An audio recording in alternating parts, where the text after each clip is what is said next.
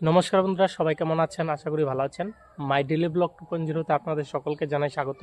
তো বন্ধুরা, এখন আমি আছি খেতে, আর প্রচুর রৌদ্র। এই রৌদ্রুর মধ্যে খেতে এসেছি কিছু কাজ করার জন্য। তো চলুন কি কাজ আপনাদের দেখাই। তো বন্ধুরা, আমি বসে বললাম খেতে। দেখতে পাচ্ছেন পাচুন দিয়ে মাটিগুলো আমি কিভাবে খুঁচিয়ে দিচ্ছি। এখানে হচ্ছে লাল শাক চাষ করা হয়েছে, লাল শাকের বীজ রোপণ করা হয়েছে। তার জন্য আমি জায়গাগুলো পাচন দিয়ে বীজগুলো ঢেকে দিচ্ছি এইভাবে। তো চলুন ভিডিওটা শেষ পর্যন্ত দেখতে থাকুন।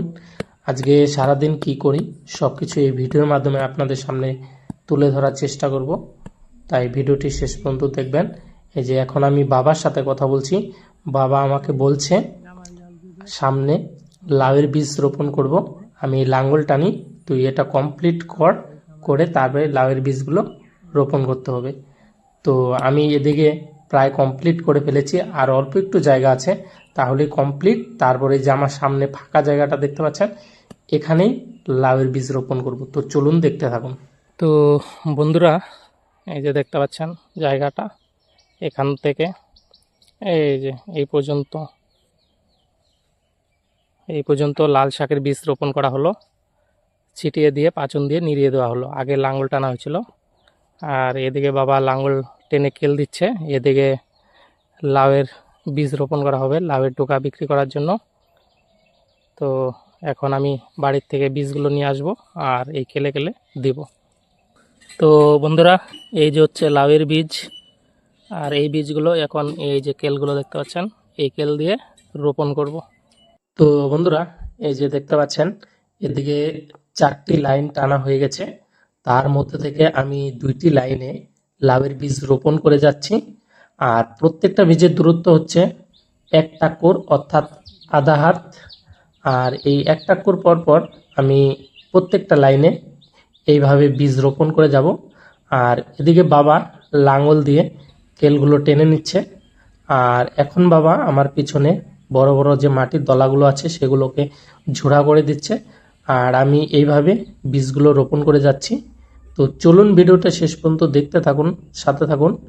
আর কেমন লাগে অবশ্যই কমেন্ট করে জানাবেন, লাইক করে দেবেন। আর আমার এই চ্যানেলটিকে সাবস্ক্রাইব করে রাখবেন। যারা ফেসবুক থেকে দেখছেন অবশ্যই পেজটিকে ফলো করে রাখবেন। তো চলুন বন্ধুরা, দেখতে থাকুন ভিডিওটা। এই যে দেখতে পাচ্ছেন এখন আমি আবার নতুন 2টো লাইন শুরু করেছি, এই যে দেখতে পাচ্ছেন। আর এখন কিভাবে মাটি দিয়ে ঢাকতে হয় এই যে দেখাচ্ছি। এই যে বাবা এদিকে হাত দিয়ে মাটিগুলো ঢেকে দিচ্ছে, আর বড় বড় যে মাটির দলা সেগুলো ঝুড়ো করে দিচ্ছে। আর আমি এদিকে পাও দিয়ে লাইনগুলোকে ঢেকে দিচ্ছি। আর পাও দিয়ে দিলে কি অসুবিধা জানেন? কারণ বড় বড় যে মাটির দলা সেগুলো ঝোড়া হয় না, সেগুলো তলে পড়ে যায়। আর এই যেদিকে আমি কয়েকটা লাইন আমি হাত দিয়ে মাটিগুলো ঝোড়া করে দিচ্ছি। তো বন্ধুরা, এখানে যতগুলো কেল দেওয়া হয়েছিল তার মধ্যে শুধু একটা কেল বাকি আছে, এই যে এই কানির কেলটা। আর সবগুলো কেলে বীজ রোপণ করা হয়ে গেছে। তো বন্ধুরা, আজকে প্রচণ্ড গরম, আর এই গরমের মধ্যে লাউয়ের বীজ রোপণ করলাম, আর ওদিকে লাল শাক চাষ করা হলো, সেটাও নিড়িয়ে দিলাম। তো এই হচ্ছে আজকের কাজ।